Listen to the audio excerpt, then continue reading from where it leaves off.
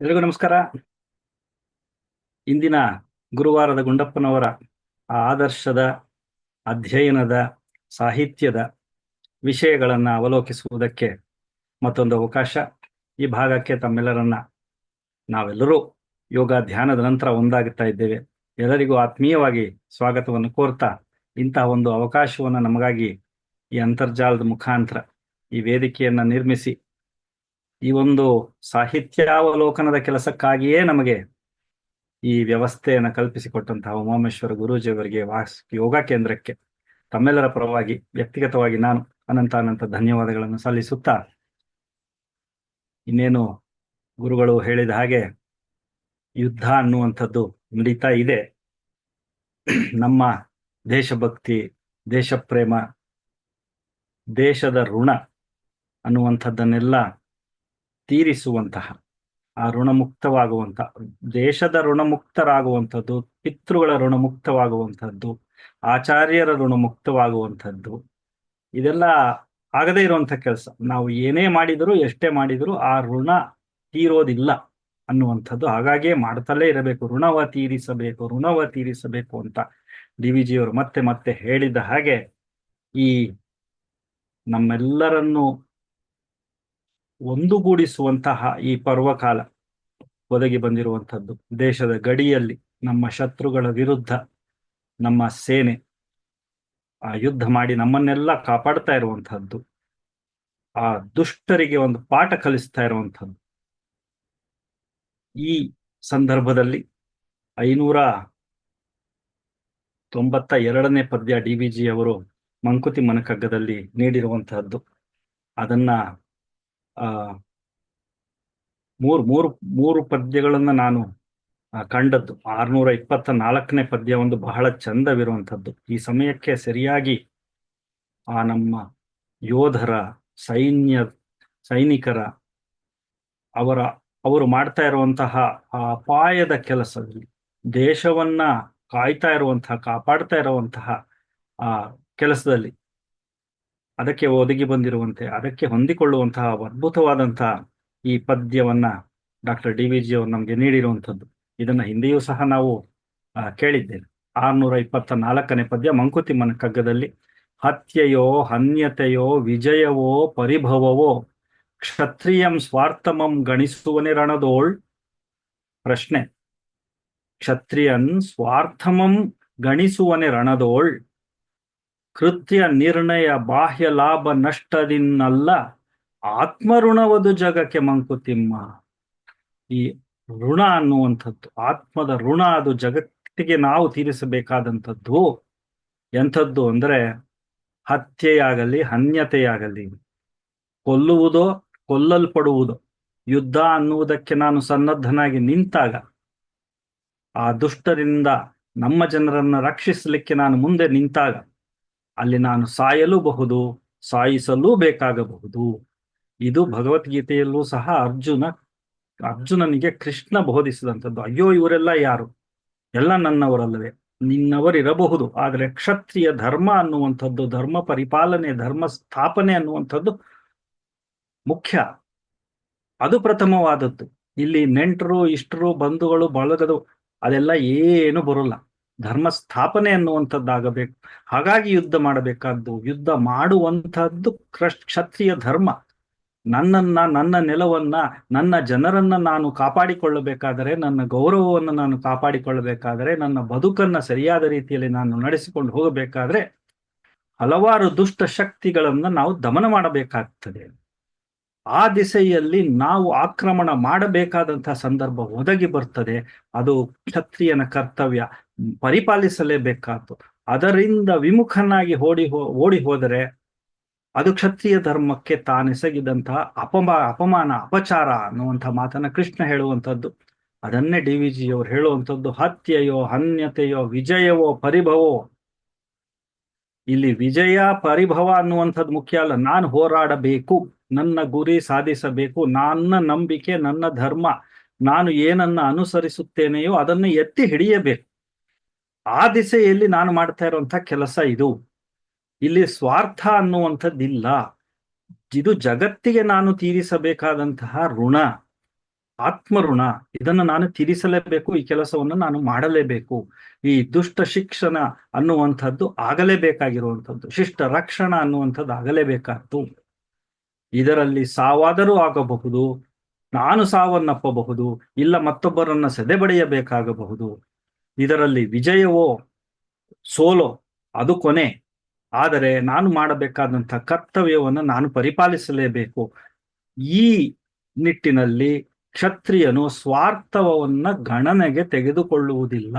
ಅಲ್ಲಿ ಹೋರಾಡುತ್ತಿರುವಂತಹ ಆ ಸೈನಿಕನಾಗಲಿ, ಆ ಯುದ್ಧ ವೀರನಾಗಲಿ, ಮೇಲಿನವರು ಯಾರೋ ಅವನಿಗೆ ನೀಡುವಂತಹ ನಿರ್ದೇಶನಗಳನ್ನ ಪಾಲಿಸುತ್ತಾನೆ, ಹೋರಾಡ್ತಾನೆ, ಶತ್ರುವನ್ನ ಹೊಡಿತಾನೆ, ದಾಳಿ ಮಾಡ್ತಾನೆ ಹೊರತು ಅಯ್ಯೋ ಇದರಿಂದ ಏನಾಗ್ತದೆ, ನಾನು ಮಾಡಬಹುದಾ ಅನ್ನುವಂಥದ್ದು ಆತನ ಮನಸ್ಸಿಗೆ ಬರುವುದಿಲ್ಲ, ಬರಬಾರದು ಅನ್ನುವಂಥದ್ದು. ಕೃತ್ಯ ನಿರ್ಣಯ ಬಾಹ್ಯ ಲಾಭ ನಷ್ಟದಿಂದಲ್ಲ. ಇದನ್ನ ನಿರ್ಧರಿಸುವುದು, ನಾನು ಮಾಡಬೇಕಾದಂತಹ ಕೆಲಸ ಹೊರಗಿನಿಂದ ನಮಗೆ ಕಾಣುವಂತಹ ವಿಷಯಗಳಿಂದ ನಿರ್ಣಯ ತೆಗೆದುಕೊಳ್ಳುವಂಥದ್ದಲ್ಲ. ಆಗಬೇಕಾದ್ದು ಆಗಲೇಬೇಕಾದ್ದು ಅದು ಆತ್ಮದ ಋಣವನ್ನ ತೀರಿಸುವಂತಹ ಕೆಲಸ. ಈಗ ನಮ್ಮ ಯೋಧರು ಮಾಡ್ತಾ ಇರುವಂಥದ್ದು ದೇಶದ ಋಣವನ್ನ ಅವರು ತೀರಿಸ್ತಾ ಇರುವಂತಹ ಕೆಲಸ. ಅವರೊಟ್ಟಿಗೆ ನಿಲ್ಲಬೇಕಾದ್ದು ನಮ್ಮ ಕರ್ತವ್ಯ, ಅವರನ್ನ ಬೆಂಬಲಿಸಬೇಕಾದ್ದು, ಪ್ರೋತ್ಸಾಹಿಸಬೇಕಾದ್ದು ನಮ್ಮ ಕರ್ತವ್ಯ, ನಮ್ಮ ಜವಾಬ್ದಾರಿ. ಅದು ನಾವು ಸಹ ನಮ್ಮ ದೇಶಕ್ಕೆ ನಾವು ತೀರಿಸಬೇಕಾದಂತಹ ಋಣ. ಯೋಧರು ಮಾತ್ರ ಮಾಡುವಂತಹ ಕೆಲಸವಲ್ಲ, ನಾವು ಅವರೊಂದಿಗೆ ನಿಂತು ನಾವು ನಿಮ್ಮೊಡನಿದ್ದೇವೆ, ನಿಮಗೇನು ಬೇಕೋ ನಾವು ಸಹಾಯ ಮಾಡ್ತೇವೆ, ನಾವು ನಿಮ್ಮೊಡನೆ ಸದಾಕಾಲ ಇರ್ತೇವೆ, ನೀವು ನಮಗೆ ಹೇಗೆ ಸೇವೆ ಮಾಡ್ತಾ ಇದ್ದೀರ ನಿಮಗೂ ಸಹ ನಾವು ಹಾಗೆ ಸೇವೆ ಮಾಡ್ತೇವೆ ಅನ್ನುವಂಥ ಆ ಮನೋಧರ್ಮವನ್ನು ಎತ್ತಿ ತೋರಿಸಬೇಕಾದಂತಹದ್ದು. ಈಗ ಈ ಸಂದರ್ಭದಲ್ಲಿ ನಾವು ನಮ್ಮ ದೇಶಭಕ್ತಿಯನ್ನ, ಈ ದೇಶ ಪ್ರೇಮವನ್ನ ತೋರಿಸಬೇಕಾದಂತಹ ಸಂದರ್ಭ. ಇಲ್ಲಿ ನಾವು ಹಿಮ್ಮೆಟ್ಟಬಾರದು ಅನ್ನುವಂಥದ್ದು ಮಂಕುತಿಮ್ಮನ ಕಗ್ಗದಲ್ಲಿಯೂ ಸಹ. ಮತ್ತೆ ಇಲ್ಲಿ ಹೇಳ್ತಾರೆ 634ನೇ ಪದ್ಯದಲ್ಲಿ ಹೇಳ್ತಾರೆ, ಯುದ್ಧವಾಗಲಿ, ರಾಜ್ಯ ವಿದ್ಯೆಯಾಗಲಿ, ಶಾಸ್ತ್ರ ವೃದ್ಧಿಯಾಗಲಿ, ನರಣ ಹಣೆಯಿನ್ ಅಳಿಯಸದ ಕ್ಷುದ್ರ ಕಾರ್ಪಣ್ಯದ ಅನ್ಯಾಯವನ್ ಇನಿತಿಳುವಿಕೆ. ಈ ಕಾರ್ಪಣ್ಯ ಅನ್ಯಾಯಗಳನ್ನ ಇಳಿಸುವಂತಹದ್ದು ನಮ್ಮ ಹಣೆ ನಿರ್ಣಯಕ್ಕೆ ಬರೆದಿರುವಂತಹದ್ದು, ನಾವು ಅನುಭವಿಸಬೇಕಾದ್ದು.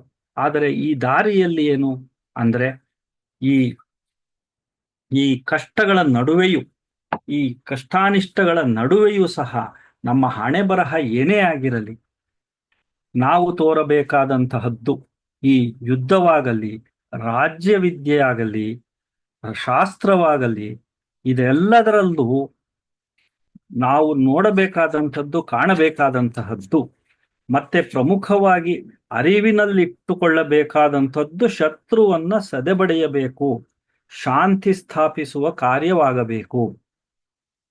ಈ ರಾಜವಿದ್ಯೆಯನ್ನ ಪ್ರಯೋಗಿಸಿ ಒಂದು ರಾಮರಾಜ್ಯ ಸ್ಥಾಪನೆ ಅನ್ನುವಂಥದ್ದು ಆಗಬೇಕು. ಈ ಸಮಾಜದಲ್ಲಿ ಒಂದು ನೀತಿ ನಿಯಮ ಅನ್ನುವಂಥದ್ದು ಪಾಲನೆಯಾಗಬೇಕು. ಈ ದಿಕ್ಕಿನಲ್ಲಿ ಇದೊಂದು ಸಮಾಜ ಸುಧಾರಣೆ ಅನ್ನುವಂಥದ್ದು ಇಷ್ಟೆಲ್ಲ ಆಗಬೇಕಾದ್ದು. ಇದು ಪೂರ್ವಜನ್ಮದ ಕರ್ಮಗಳ ಹೊತ್ತುಕೊಂಡು, ಈ ಹಣೆ ಬರಹ ಅಂತ ಹೇಳ್ತಾರೆ, ಇದನ್ನೆಲ್ಲ ಹೊತ್ತುಕೊಂಡು ಬಂದ ಸಣ್ಣತನದಿಂದ, ಈ ಕಷ್ಟ ಕಾರ್ಪಣ್ಯಗಳಿಂದ ಅದೆಲ್ಲ ಆಗ್ತಾ ಇರ್ತದೆ. ಅದೊಂದು ಜೀವನದ ಒಂದು ಭಾಗ ಅಷ್ಟೇ. ಆದರೆ ಇದನ್ನ, ಈ ಕಷ್ಟ ಕಾರ್ಪಣ್ಯಗಳನ್ನ ಮೀರಿ ನಿಲ್ಲಬೇಕಾದ್ದು, ಅದನ್ನ ಶಾಂತಿಯನ್ನ ಸ್ಥಾಪನೆ ಮಾಡಬೇಕಾದ್ದು, ಇದನ್ನೆಲ್ಲ ಅಳಿಸಬೇಕಾದ್ದು, ಅದನ್ನು ಅನುಭವಿಸಿಯೇ ತೀರಬೇಕು. ಅದು ಆ ಇದ್ದೇ ಇರುವುದು ನಮಗೆ ಮಂಕುತಿಮ್ಮ, ಇದು ಇದ್ದೇ ಇರ್ತದೆ ನಮಗೆ, ನಾವು ಮಾಡಬೇಕಾದ್ದೇ ಇದೆಲ್ಲ ಅನ್ನುವಂಥ 634ನೇ ಪದ್ಯದಲ್ಲಿ ಡಿ ವಿ ಜಿ ಅವರು ನಮಗೆ ನೀಡಿರುವಂತಹ ಆ ದರ್ಶನ.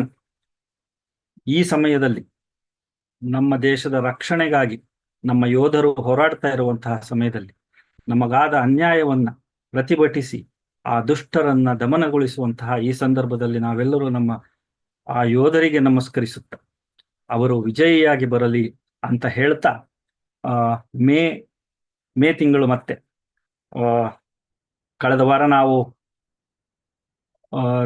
ನಮ್ಮ ಗುರುಗಳು ಹೇಳಿದಾಗೆ ಶಂಕರಾಚಾರ್ಯರ ಮತ್ತು ರಾಮಾನುಜಾಚಾರ್ಯರ ಜಯಂತಿ ಮೇ 1ನೇ ತಾರೀಕು ನಾವು ಕಾರ್ಮಿಕರ ದಿನಾಚರಣೆ ಅಂತ ಆಚರಿಸಿದ್ದು, ಏಪ್ರಿಲ್ 30ನೇ ತಾರೀಕು ಬಸವಣ್ಣನವರ ಜಯಂತಿ ಆಚರಿಸಿದ್ದು. ಹೀಗೆ ಮೇ ತಿಂಗಳಲ್ಲಿ ಸಾಲು ಸಾಲಾಗಿ ಬರುವಂತಹ ವಿಶೇಷ ದಿನಗಳನ್ನ ಮತ್ತೊಮ್ಮೆ ಮೆಲುಕು ಹಾಕುತ್ತಾ, ಮೊನ್ನೆ 4ನೇ ತಾರೀಕು, ಮೇ 4ನೇ ತಾರೀಕು ಭಾನುವಾರ ವಿದ್ಯಾರಣ್ಯರ ಜಯಂತಿ ಅಂತಲೂ ಸಹ ಬಹಳಷ್ಟು ಜನರಿಗೆ ನಮಗೆ ಗೊತ್ತಿಲ್ಲ. ಆದ್ರೆ ವಿದ್ಯಾರಣ್ಯರ ಜಯಂತಿ ಅಂತಲೂ ಸಹ ಅದನ್ನ ಆಚರಿಸ್ತಾರೆ. ಕೃಷ್ಣದೇವರಾಯ ವಿಜಯನಗರ ಸಾಮ್ರಾಜ್ಯದ ಸ್ಥಾಪನೆಗೆ ಕಾರಣೀಕೃತರಾದಂತಹ ವಿದ್ಯಾರಣ್ಯರ ಜಯಂತಿ, ಅದರ ಬಗ್ಗೆ ಡಿ.ವಿ.ಜಿ ಅವರು ವಿದ್ಯಾರಣ್ಯ ವಿಜಯ ಅನ್ನುವಂತಹ ಒಂದು ನಾಟಕವನ್ನು ಬರೆದಿದೆ. ವಿದ್ಯಾರಣ್ಯ ಪೂರ್ವಾಶ್ರಮದ ಹೆಸರು ಮಾಧವರಾಯ ಅಂತ. ಅದರ ಬಗ್ಗೆ ಹೇಳ್ತೀನಿ ಕೆಲವು. ಮತ್ತೆ ಅವರು ಡಿ.ವಿ.ಜಿ ಅವರು 3 ಲೇಖನಗಳನ್ನ ವಿದ್ಯಾರಣ್ಯರ ಬಗ್ಗೆ ಬರೆದಿದ್ದಾರೆ. ಆ ವಿದ್ಯಾರಣ್ಯ ವಿಜಯ, ಮತ್ತೆ ವಿದ್ಯಾರಣ್ಯರು ಮತ್ತು ಅವರ ಕಾಲ, ಮತ್ತೊಂದು ವಿದ್ಯಾರಣ್ಯರ ಸಮಕಾಲೀನರ ವಿದ್ಯಾರಣ್ಯರ ಕಾಲದ ಸ್ಥಿತಿಗತಿಗಳು ಅನ್ನುವಂಥದ್ದು, ಅವರ ಸಮಕಾಲೀನರು ಅನ್ನುವಂಥದ್ದು. ಹೀಗೆ ವಿದ್ಯಾರಣ್ಯರ ಬಗ್ಗೆ ಸಂಶೋಧನೆ ಮಾಡಿ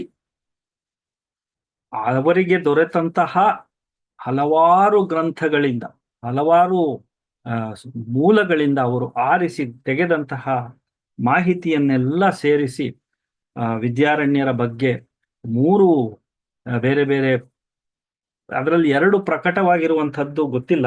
ವಿದ್ಯಾರಣ್ಯ ವಿಜಯ ಅನ್ನುವಂಥದ್ದು ನನ್ನ ಬಳಿ 1941 ಪ್ರತಿ ಇರುವಂಥದ್ದು, ಆ ಮೊದಲ ಪ್ರತಿ ಇದು ವಿದ್ಯಾರಣ್ಯರ ಬಗ್ಗೆ.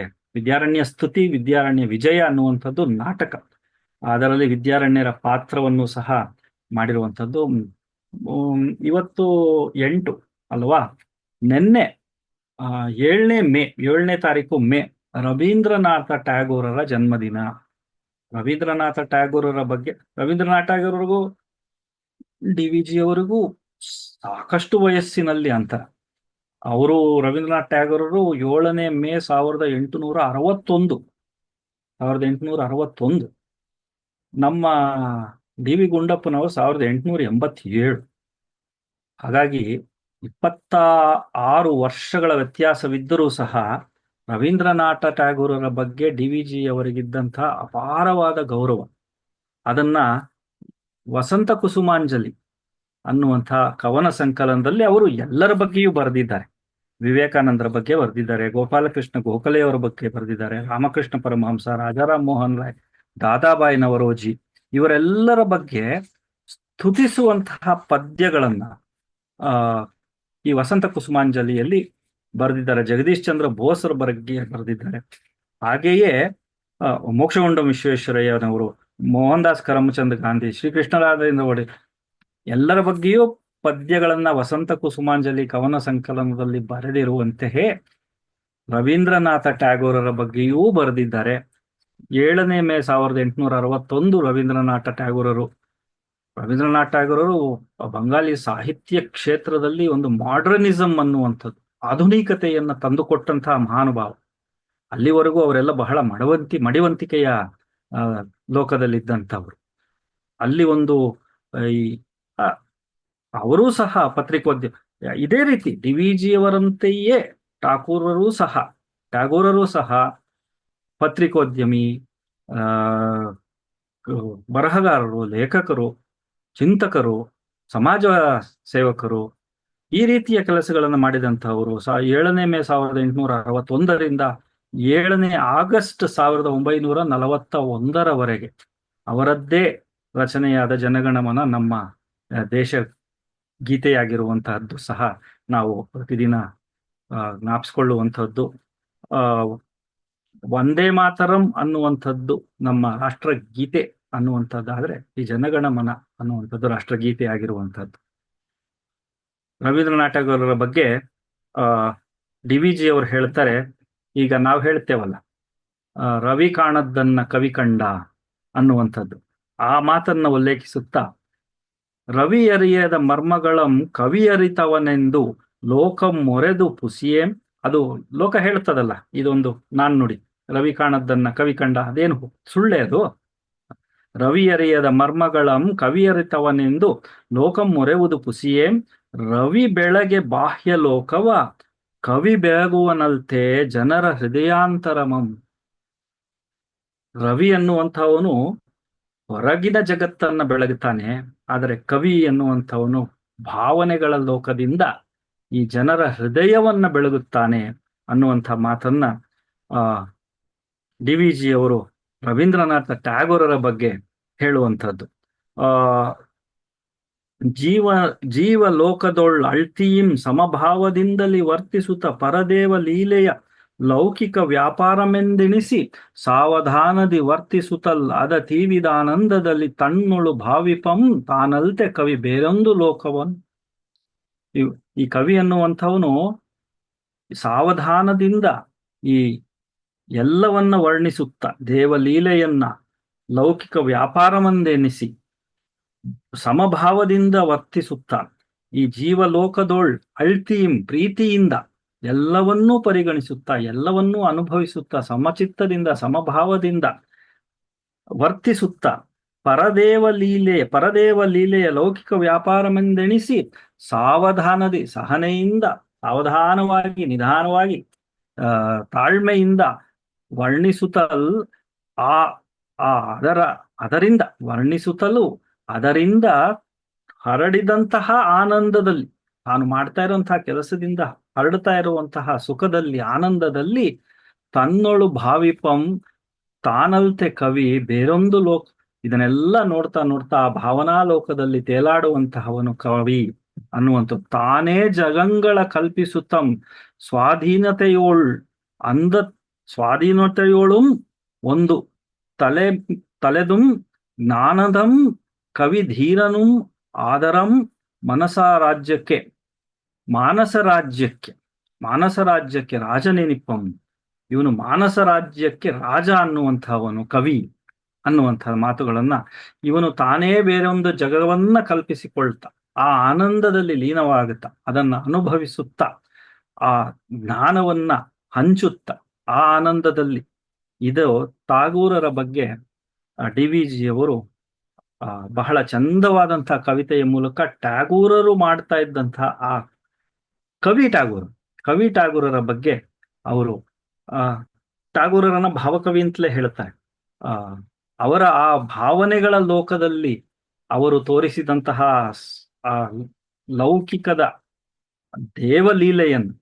ದೇವಲೀಲೆಯನ್ನ ಲೌಕಿಕ ವ್ಯಾಪಾರವೆಂದೆಣಿಸಿದಂತೆ ಅಂತ ಅದನ್ನ ತೋರಿಸಿಕೊಟ್ಟಂತಹ ರವೀಂದ್ರನಾಥ ಟ್ಯಾಗೂರರ ಬಗ್ಗೆ ಡಿ ವಿ ಜಿ ಅವರಿಗಿದ್ದಂತಹ, ಅಂದ್ರೆ ಡಿ ವಿ ಜಿ ಎಂತೆಂತಹ ವ್ಯಕ್ತಿಗಳ ಒಡನಾಟ, ಈ ಗೋಪಾಲಕೃಷ್ಣ ಗೋಖಲೆ, ದಿವಾನ್ ರಂಗಾಚಾರ್ಲು, ಈ ರೀತಿಯ ಮೋಕ್ಷಗುಂಡಂ ನಮ್ಮ ಮೋಕ್ಷಗುಂಡಂ ವಿಶ್ವೇಶ್ವರಯ್ಯನವರು, ಮಹಾರಾಜರು, ಹೀಗೆ ಹಲವಾರು ವ್ಯಕ್ತಿಗಳ ಒಡನಾಟ. ಟ್ಯಾಗೂರರ ಒಡನಾಟ ಅಂತಲ್ಲ, ಟ್ಯಾಗೂರರು ಬಹಳ ಹಿರಿಯರು. ಅಂತಹ ವ್ಯಕ್ತಿಯ ಬಗ್ಗೆ ಅವರಿಗಿದ್ದ ಗೌರವವನ್ನು ಸೂಚಿಸುವುದಕ್ಕೆ ಕವಿ ಮಾಡಬಲ್ಲಂಥದ್ದೇನು ಅಂದ್ರೆ, ಇಲ್ಲ ಬರೆಯಬಹುದು, ಇಲ್ಲ ಒಂದು ಕವನವನ್ನ ರಚಿಸಬಹುದು. ಕವನವನ್ನ ರಚಿಸಿ ತನ್ಮೂಲಕ ಅವರಿಗೆ ಗೌರವವನ್ನು ಸಮರ್ಪಿಸಿದಂತಹ ಡಾಕ್ಟರ್ ಡಿ ವಿ ಜಿ. ಆ ಪದ್ಯವನ್ನು ನೋಡೋಣವಾಯ್ತು.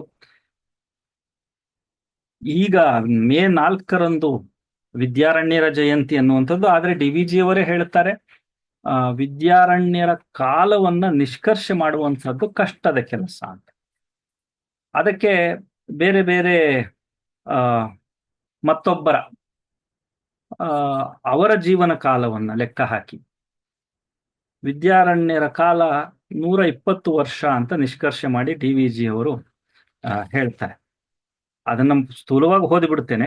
ವಿದ್ಯಾರಣ್ಯರು ಕ್ರಿಸ್ತ ಶಕ 1386ನೇ ಸಂವತ್ಸರದಲ್ಲಿ ನಿರ್ಯಾಣ ಹೊಂದಿದರು. ಅಂದ್ರೆ ಹಿಂದಿನಿಂದ ಬರ್ತಾರೆ.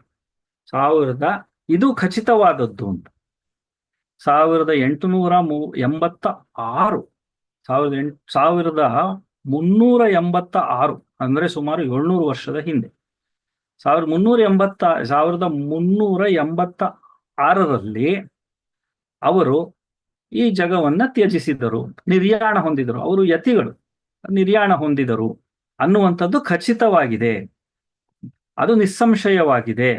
ಅವರ ಸ್ನೇಹಿತರಾಗಿದ್ದ ಶ್ರೀ ವೈಷ್ಣವ, ಯಾಕೆ ಈ ದಿನಾಂಕಗಳು ಸ್ವಲ್ಪ ಅದ್ಲು ಬದಲಾಗ್ತವೆ, ವ್ಯತ್ಯಾಸ ಆಗ್ತದೆ ಅನ್ನೋದಕ್ಕೆ,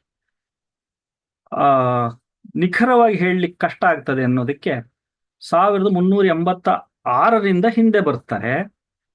ಅವರ ಸ್ನೇಹಿತರಾಗಿದ್ದ, ವಿದ್ಯಾರಣ್ಯರ ಸ್ನೇಹಿತರಾಗಿದ್ದ ಶ್ರೀ ವೈಷ್ಣವ ಗುರುಗಳಾದ ವೆಂಕಟನಾಥಾರ್ಯರು ವೇದಾಂತ ದೇಶಿಕರು ಅಂತ, ಶಾಲಿವಾಹನ ಶಕ 1190 ಅಂದ್ರೆ ಸರಿಯಾದ ಕ್ರಿಸ್ತ ಶಕ 1268ರಿಂದ 1369, ಈ ವೇದಾಂತ ದೇಶಿಕರ ಕಾಲಮಾನದ ಮೂಲಕ, ಅವರು ಜೀವಿಸಿದಂತಹ ಕಾಲಮಾನದ ಮೂಲಕ ಅವರು ಬರೆದಂತಹ ಅವರ ವೈಭವ ಪ್ರಕಾಶಿಕ, ಅಂದ್ರೆ ವೇದಾಂತ ದೇಶಿಕರು ಬರೆದಿರುವಂತಹ ವೈಭವ ಪ್ರಕಾಶಿಕ, ಅದರಲ್ಲಿ ತಿಳಿದು ಬರುವಂತೆ ಕ್ರಿಸ್ತ ಶಕ 1386ರಲ್ಲಿ ವಿದ್ಯಾರಣ್ಯರ ಅಲ್ಲಿ ಹಿಂದೆ, ಅದರ ಹಿಂದೆ, ಆದ್ದರಿಂದ 1268ರಿಂದ 1369, 120 ವಿದ್ಯಾರಣ್ಯರು ಅವರಿಗಿಂತಲೂ ದೊಡ್ಡವರೆಂದು ಐತಿಹ್ಯ ಇರೋದ್ರಿಂದ, ವೇದಾಂತ ದೇಶಿಕರಿಗಿಂತಲೂ ವಿದ್ಯಾರಣ್ಯರು ಹಿರಿಯರಾದದ್ದರಿಂದ ವಿದ್ಯಾರಣ್ಯ ಕಾಲವನ್ನ ಕಡೆಯ ಪಕ್ಷ, ನಿಸ್ಸಂಶಯವಾಗಿ ನಮಗೆ ಗೊತ್ತಿರೋದು ವಿದ್ಯಾರಣ್ಯರು ನಿರ್ಯಾಣ ಕಾಲ 1386 ಅನ್ನುವಂಥದ್ದು. ಆದ್ದರಿಂದ ಈ ವೇದಾಂತ ದೇಶಿಕರ ವೈಭವ ಪ್ರಕಾಶಿಕ ಮೂಲಕ ನಮಗೆ ತಿಳಿಯು ಬರುವಂಥದ್ದು ಕ್ರಿಸ್ತ ಶಕ 1267-68ರಿಂದ 1386ರವರೆಗೆ ವಿದ್ಯಾರಣ್ಯರ ಕಾಲ ಅಂತ ಡಿ.ವಿ.ಜಿಯವರು ತಿಳಿಯಪಡಿಸುವಂಥದ್ದು. ಸುಮಾರು 120 ವರ್ಷಗಳೆಂದು ನಿರ್ಣಯಿಸಬಹುದಾಗಿದೆ ಅನ್ನುವಂಥದ್ದು. ಅಂದ್ರೆ 1967 ಅಥವಾ 68 ಇರಬಹುದು, 1267 ಅಥವಾ 68 ಮೇ 4 ಅಂತ ನಾವೀಗ ವಿದ್ಯಾರಣ್ಯ ಜಯಂತಿಯನ್ನ ಆಚರಿಸ್ತಾ ಇದ್ದೇವೆ. ಅಲ್ಲಿಂದ 1386, ಈ 1386 ಅನ್ನುವಂಥದ್ದು ನಿಸ್ಸಂಶಯವಾಗಿ ಗೊತ್ತಿರುವಂಥದ್ದು. ಅದರ ಹಿಂದೆ ಹೋದಾಗ ಈ ವೈಭವ ಪ್ರಕಾಶಿಕಾದ ಮೂಲಕ, ಅಂದ್ರೆ ಈ ವೇದಾಂತ ದೇಶಿಕರ ಪುಸ್ತಕದ ಮೂಲಕ ಗೊತ್ತಾಗುವಂಥದ್ದು 1267 ಅಥವಾ 68 ವಿದ್ಯಾರಣ್ಯರ ಕಾಲ. ಆಗ ಅದು ಸಮಯವೆಂದು ಕಾಣುತ್ತದೆ. ಅಲ್ಲಿ ಏನ್ ಹೇಳ್ತಾರೆ, ಯುರೋಪ್ನಲ್ಲಿ ಕ್ರೂಸೈಡ್ಸ್ ಅಂತ ನಡೀತಾ ಇದ್ದಂಥದ್ದು. ಅಂದ್ರೆ ಈ ಕ್ರಿಶ್ಚಿಯನ್ನರು ಮೊಹಮ್ಮದೀಯರ ವಿರುದ್ಧ ಯುದ್ಧ ಸಾರ್ತಾ ಇದ್ದಂಥದ್ದು. ಕರ್ನಾಟಕದಲ್ಲಿ ಆಗ ವಚನ ಕಾಲ ಅನ್ನುವಂಥದ್ದು ಆರಂಭವಾಗಿದ್ದದ್ದು, ವಚನಗಳ ಕಾಲ ಅನ್ನುವಂಥದ್ದು ಆರಂಭವಾಗಿದ್ದದ್ದು. ಇದನ್ನೆಲ್ಲ ಹೇಳ್ತಾರೆ. ಅಲ್ಲೆಲ್ಲ ಯುದ್ಧ ಆಗ್ತಾ ಇದ್ದಂತಹ ಕಾಲದಲ್ಲಿ ನಮ್ಮಲ್ಲಿ ಖಿಲ್ಜಿ ಅನ್ನುವಂಥವ್ನು ಬಂದು ಮತ್ತೆ ಅಲ್ಲಿ ರೋಮನ್ನರಿಗೂ ಮತ್ತೆ ಪೋಪ್ಗೂ ಸಮರವಾಗ್ತಾ ಇದ್ದಂಥದ್ದು. ಈ ತರದ್ದೆಲ್ಲ ಆಗ್ತಾ ಇರಬೇಕಾದ್ರೆ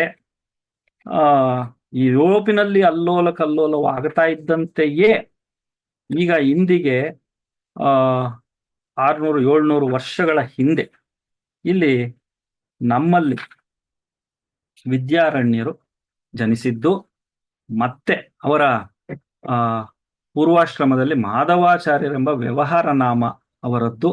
ಇದೆಲ್ಲ ಡಿ.ವಿ.ಜಿಯವರು ಸಂಶೋಧನೆ ಮಾಡಿ ಎಲ್ಲ ಮಾಹಿತಿಯನ್ನು ಕಲೆ ಹಾಕಿ ವಿದ್ಯಾರಣ್ಯರು ಮತ್ತು ಅವರ ಕಾಲ ಅನ್ನುವಂತಹ ಈ ಗ್ರಂಥದಲ್ಲಿ ಬರೆದಿರುವಂತಹದ್ದು. ಹಾಗೆ ಅವರು ಹೇಳ್ತಾ, ವಿದ್ಯಾರ್ಥಿ ದಶೆಯ ಮುಗಿದ ಬಳಿಕ ಮಾಧವಾಚಾರ್ಯರು ಸ್ವಸ್ಥಲಕ್ಕೆ ಹಿಂದಿರುಗಿ ಬಂದು ಮಾತಾಪಿತೃಗಳಿಗೆ ಅಭಿನಂದಿಸಿ ಗಾರ್ಹಸ್ಥ್ಯವನ್ನು ಕೈಗೊಳ್ಳುವುದು ದಾರಿದ್ರ್ಯದ ದೆಸೆಯಿಂದ ಅಸಾಧ್ಯವಾಗಿದ್ದ ಕಾರಣ ಸಂಪ್ರಾಪ್ತಿಗಾಗಿ ಮಹಾಲಕ್ಷ್ಮಿಯನ್ನು ಕುರಿತು ತಪಸ್ಸು ಮಾಡಲು ಅವರಿಂದ ಅಪ್ಪಣೆ ಪಡೆದರೆಂದು, ಮಾತಾಪಿತೃಗಳಿಂದ ನಮ್ಮ ಕಷ್ಟ ನೀಗಲಿ ಅಂತ ಹೇಳಿ ನಾನು ತಪಸ್ಸು ಮಾಡ್ತೇನೆ ಅಂತ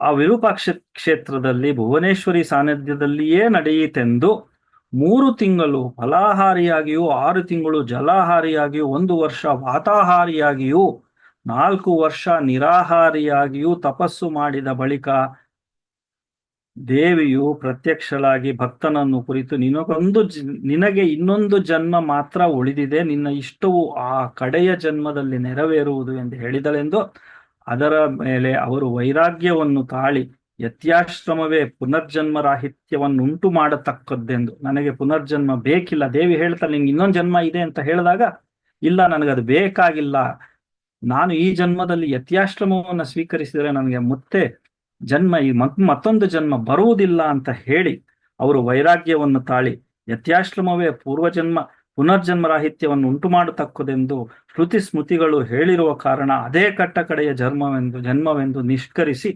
ಅದರಂತೆ ಸನ್ಯಾಸವನ್ನು ಸ್ವೀಕರಿಸಬೇಕೆಂದು ಸಂಕಲ್ಪಿಸಿದರೆಂದು. ಇದಿಷ್ಟು ವಿದ್ಯಾರಣ್ಯರ ಸನ್ಯಾಸಾಶ್ರಮದ ಹಿನ್ನೆಲೆ. ಅದಕ್ಕಾಗಿ ಶೃಂಗೇರಿಗೆ ಪ್ರಯಾಣ ಬಳಸಿ ಅಲ್ಲಿ ವಿದ್ಯಾತೀರ್ಥ ಕರಕಮಲ ಸಂಜಾತರಾಗಿದ್ದ ಭಾರತೀ ಕೃಷ್ಣ ತೀರ್ಥರಿಂದ ಉಪದೇಶವನ್ನು ಬಯಸಿದರೆಂದು. ಅದಕ್ಕೆ ಮೊದಲೇ ಶ್ರೀ ಶಾರದಾದೇವಿಯಿಂದ ಪ್ರೇರಿತರಾಗಿದ್ದ ಭಾರತೀ ಕೃಷ್ಣ ಸ್ವಾಮಿಗಳು ಆ ಪ್ರೇರಣೆಯಂತೆ ಇವರು ಅಲ್ಲಿ ಬಂದು ಸೇರಿ ಇವರನ್ನ ಕಾಣುವುದಕ್ಕೆ ಮುಂಚೆಯೇ ಶಾರದಾದೇವಿಯ ಪ್ರೇರಣೆ ಶ್ರೀ ಭಾರತೀ ಕೃಷ್ಣ ಸ್ವಾಮಿಗಳಿವರಿಗೆ ಆಗಿತ್ತು. ಆ ಪ್ರೇರಣೆಯಂತೆ ಮಾಧವಾಚಾರ್ಯರಿಗೆ ವಿದ್ಯಾರಣ್ಯರೆಂಬ ಹೆಸರನ್ನು ಕೊಟ್ಟು ಸನ್ಯಾಸವನ್ನು ಅನುಗ್ರಹಿಸಿದರೆಂದು. ಇದನ್ನ ಡಿ ವಿ ಜಿಯವರು ಮಣಿಮಂಜರಿ ಮೇದಿನಿ ಅನ್ನುವಂತಹದ ಪುಸ್ತಕದಲ್ಲಿ ವಿಸ್ತಾರವಾಗಿ ಉಲ್ಲೇಖವಾಗಿದೆ ಅನ್ನುವಂಥದ್ದನ್ನ ದಾಖಲಿಸಿದ್ದಾರೆ. ವಿದ್ಯಾರಣ್ಯರು ಸನ್ಯಾಸಾಶ್ರಮ ಸ್ವೀಕಾರ ಮಾಡಲಿಕ್ಕೆ ಶೃಂಗೇರಿಗೆ ಬಂದದ್ದು. ಶೃಂಗೇರಿ ಮಠಾಧೀಶರು ಅವರಿಗೆ ಸನ್ಯಾಸವನ್ನ ಬೋಧಿಸಿದ್ದು. ಇದರ ನಂತರ ಮಹಮ್ಮದೀಯರ ಪ್ರಾಬಲ್ಯ, ಹಿಂದೂಗಳ ದೌರ್ಬಲ್ಯ, ಮೊಹಮ್ಮದ್ ಬಿನ್ ತೊಗಲಕ ಆಗ ದೆಹಲಿಯ ಸುಲ್ತಾನ, ಉತ್ತರ ಭಾಗಕ್ಕೆ ಅಧಿಪತಿಯಾಗಿದ್ದವನು, ಅವನು ನಮ್ಮ ಹಿಂದೂ ಮತ ದ್ವೇಷಿಯನು. ಅದರ ನಂತರ ಮೊಹಮ್ಮದ್ ಬಿನ್ ತೊಗಲಕನು 1327ರಲ್ಲಿ ಬಂದದ್ದು. ದಕ್ಷಿಣಕ್ಕೆ ಬಂದವನು ಮೊಹಮ್ಮದ್ ಬಿನ್ ತೊಗಲಕನು. ಮತ್ತೆ ಈ ಈ ರೀತಿ 1944ರಲ್ಲಿ ಖಿಲ್ಜಿ ವಂಶದ ಅಲ್ಲಾವುದ್ದೀನನು ಯಾದವರ ರಾಜಧಾನಿಯಾದ ದೇವಗಿರಿಗೆ ಮುತ್ತಿಗೆ ಹಾಕಿ ಈ ರೀತಿಯ ಮಾಹಿತಿಯನ್ನೆಲ್ಲ ಡಿ ವಿ ಜಿ ಅವರು ಕಲೆ ಹಾಕಿ ಈ ವಿದ್ಯಾರಣ್ಯರು ಮತ್ತೆ ಹಾಗೆ ಬಂದಾಗ ಅವರು ಆನೆಗೊಂದಿಯನ್ನ, ಹಂಪಿಯ ಬಳಿಯ ಆನೆಗೊಂದಿಯನ್ನ, ಇದು ಇದಕ್ಕೆ ಹೇಳ್ತಾರೆ, ಈ ರಾಜ್ಯಗಳಲ್ಲಿ ಅಂದ್ರೆ ಈ ಹಿಂದೂ ರಾಜ್ಯಗಳಲ್ಲಿ ಐಕ್ಯಮತ್ಯ ಅನ್ನುವಂಥದ್ದು ಅಸಾಧ್ಯವಾಗಿತ್ತು. ಯಾಕೆಂದ್ರೆ ಇಲ್ಲಿ ನಮ್ಮ ದಕ್ಷಿಣದಲ್ಲಿ ಮುಖ್ಯವಾಗಿ ಹೊಯ್ಸಳರು ಮತ್ತೆ ತಮಿಳರಾದ ಪಾಂಡ್ಯರು, ಈ ಇಬ್ಬರು ಪ್ರಬಲವಾದಂತಹ ರಾಜ್ಯಗಳು. ಇವರಿಬ್ಬರು ಪರಸ್ಪರ ಅಸೂಯೆ, ದ್ವೇಷ ಬಹುಕಾಲದಿಂದ ಬೆಳೆದು ಬಂದಿದ್ದಂಥದ್ದು.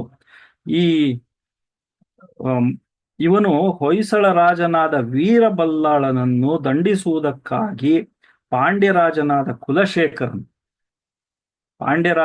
ಕುಲಶೇಖರನು ಹೊಯ್ಸಳ ರಾಜನನ್ನ ದಂಡಿಸುವುದಕ್ಕಾಗಿ ಮಲ್ಲಿಕ್ ಕಾಫಿರನ ಸಹಾಯವನ್ನು ಬಯಸಿದ್ದನೆಂದು ಒಂದು ಅಭಿಪ್ರಾಯವಿದೆ. ಹೊಯ್ಸಳರಿಗೆ ಮಾತ್ರ ತಮ್ಮ ರಾಜ್ಯವನ್ನು ವಿಸ್ತರಿಸಿ ಅನ್ಯ ದೇಶೀಯರನ್ನು ಹೊರಗಟ್ಟಬೇಕೆಂದು ಬಹುಕಾಲದಿಂದ ಇದ್ದಂತಹ ಆಸೆ ಅದು. ಮುಮ್ಮಡಿ ನರಸಿಂಹರಾಜನು ಈ ಉದ್ದೇಶದಿಂದ ತಿರುವಣ್ಣಾಮಲೆ, ಆನೆಗೊಂದಿ ಬಳಿ ಇರುವ ಕಾಂಪ್ಳಿ ಅಂತ ಈಗ ಈ ಸ್ಥಳಗಳವರೆಗೂ ತನ್ನ ಮೇರೆಯನ್ನು ನೂಕಿ ಅಲ್ಲಿ ಕೋಟೆಗಳನ್ನು ಕಟ್ಟಿ, ಆತನ ಮೊಮ್ಮಗ ಮುಮ್ಮಡಿ ವೀರಬಲ್ಲಾಳನು ಆನೆಗೊಂದಿಯನ್ನೇ ರಾಜಧಾನಿಯನ್ನ, ಇದೆಲ್ಲವನ್ನ ವಿವರಿಸುತ್ತಾ ಹರಿಹರನನ್ನ ವಿದ್ಯಾರಣ್ಯರು ವಿಜಯನಗರ ಸಾಮ್ರಾಜ್ಯದ ಮೊದಲ ರಾಜನನ್ನಾಗಿ ಸ್ಥಾಪಿಸಿದ್ವು ಅಂತ. ಹರಿಹರನ ಪೂರ್ವೋತ್ತರ ಚರಿತೆ, ಹಂಪೆಯ ಮಹಿಮೆ ಅನ್ನುವಂಥದ್ದನ್ನೂ ಸಹ ಬಹಳ ವಿವರವಾಗಿ ವಿಸ್ತಾರವಾಗಿ ವಿದ್ಯಾರಣ್ಯರ ಕಾಲ ಮತ್ತು ಅವರ ಸಮಕಾಲೀನರು ಆಗ ಅದರ ಆಗಿನ ವಿದ್ಯಮಾನ್ಯಗಳನ್ನೆಲ್ಲ ಡಿ ವಿ ಜಿ ಅವರು ಈ ವಿದ್ಯಾರಣ್ಯರು ಮತ್ತು ಅವರ ಜೀವನ ಕಾಲ, ವಿದ್ಯಾರಣ್ಯ ಮತ್ತೆ ಹೇಳ್ತಾರೆ, ಡಿ ವಿ ಜಿ ಅವರು ಮುನ್ನುಡಿಯಲ್ಲೇ ಹೇಳ್ತಾರೆ, ಈ ವಿದ್ಯಾರಣ್ಯ ವಿಜಯ ಪುಸ್ತಕದ ಮುನ್ನುಡಿ, ಈ ನಾಟಕದ ಪುಸ್ತಕದ ಮುನ್ನುಡಿಯಲ್ಲಿ ಹೇಳ್ತಾರೆ, ಯಾಕೆ ನಾಟಕ? ಕೆಲವು ವಿಷಯಗಳನ್ನ ಜನರ ಮನಸ್ಸಿಗೆ ಮುಟ್ಟಿಸಬೇಕಾದರೆ ಬೇರೆ ಬೇರೆ ಪ್ರಕಾರಗಳಲ್ಲಿ ನಾವು ದಾರಿ ಕಂಡುಕೊಳ್ಳಬೇಕಾಗ್ತದೆ. ಸಾಹಿತ್ಯ ಸಾಹಿತ್ಯ ಅಂದಾಗ ಅದರಲ್ಲಿ ಗದ್ಯವೂ ಆಗಬಹುದು, ಪದ್ಯವೂ ಆಗಬಹುದು, ನಾಟಕವೂ ಆಗಬೇಕು, ಸಂಗೀತವೂ ಆಗಬೇಕು ಅನ್ನುವಂತಹ ಮಾತನ್ನ ಹೇಳಿ, ಅದಕ್ಕಾಗಿ ನಾನು ಆ ಈ ವಿದ್ಯಾರಣ್ಯ ವಿಜಯ ಅನ್ನುವಂತಹ ನಾಟಕ ಅಥವಾ ರೂಪಕ ಅಂತ ಈ ಇದನ್ನ ಬಳಸಿಕೊಂಡಿದ್ದೇನೆ ಅಂತ ಹೇಳಿ ಈ ವಿದ್ಯಾರಣ್ಯ ವಿಜಯ ನಾಟಕದ ಮುನ್ನುಡಿಯಲ್ಲಿ ಬರೀತಾರೆ.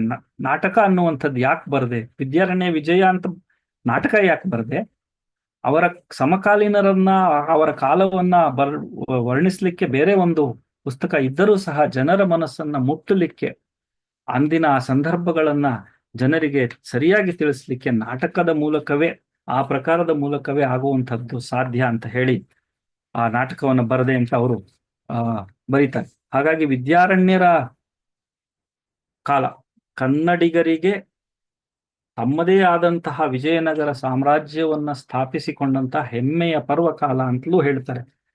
ಅದರ ಬಗ್ಗೆ ಬರೀತಾ DVG ಅವರು ಇಷ್ಟೆಲ್ಲ ವಿಷಯಗಳನ್ನ ಹೇಳಿರುವಂಥದ್ದು. ಇನ್ನೂ ಒಂದಷ್ಟು ವಿಷಯಗಳನ್ನು ನೋಡೋಣ, ನಾಳೆ ಮತ್ತೆ ಸೇರ್ತೇವಲ್ಲ.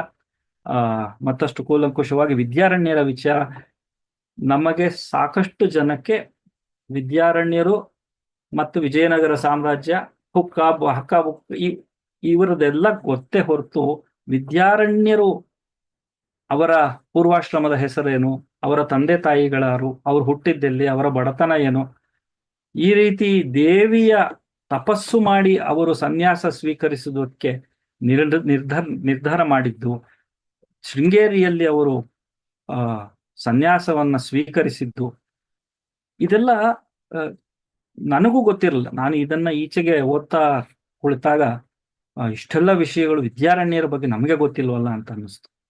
ಅದನ್ನ ನಮ್ಮೊಂದಿಗೆ ಹಂಚಿಕೊಳ್ಳುವಂತಹ ಒಂದು ಅವಕಾಶ ಈ ತಿಂಗಳು ಮೇ 4ನೇ ತಾರೀಕು ಅವರ ವಿದ್ಯಾರಣ್ಯರ ಜಯಂತಿ ಅಂತಲೂ ಒದಗಿ ಬಂದದ್ರಿಂದ ಅವರ ಒಂದಷ್ಟು ವಿಷಯವನ್ನು ನಾನು ಓದುವಂತಾಯಿತು. ಅದರ ಬಗ್ಗೆ ಒಂದಷ್ಟು DVG ಅವರು ಬರೆದಿರುವಂತಹದ್ದು ಇಷ್ಟು ವಿವರವಾಗಿ ಅವರು ಅದೆಲ್ಲಿ ಅಷ್ಟು ಮಾಹಿತಿಯನ್ನ ಕಲೆ ಹಾಕಿ ಬರೆದು ಕೊಟ್ಟಿದ್ದಾರೆ. ಅದರ ಬಗ್ಗೆಯೂ ಮತ್ತೆ ನಾಳೆ ಒಂದಷ್ಟು ಅವಲೋಕನ ಮಾಡುವ ಪ್ರಯತ್ನ ಮಾಡೋಣ ಅಂತ ಹೇಳ್ತಾ ಇಂದಿಗೆ ನಾನು ವಿರಮಿಸುತ್ತೇನೆ. ಈ ಮಾತುಗಳನ್ನ ಕೇಳಿದ್ದಕ್ಕಾಗಿ ತಮ್ಮೆಲ್ಲರಿಗೂ ತಲೆಬಾಗಿ ವಂದಿಸುತ್ತಾ ತಮ್ಮ